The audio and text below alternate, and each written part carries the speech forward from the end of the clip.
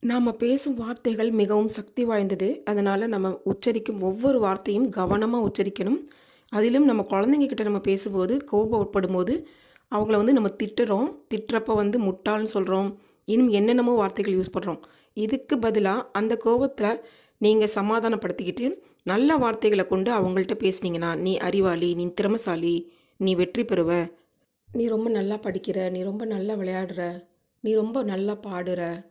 இன்னும் என்னெல்லாம் உங்களுக்கு சொல்லணுமோ, என்னெல்லாம் உங்களுக்கு தேவைகளோ அந்த வார்த்தைகளை கொண்டு அவங்கள்ட்ட பேசுங்க. கண்டிப்பாக அவங்களுக்கு வாழ்க்கையில் வெற்றி நிச்சயம்.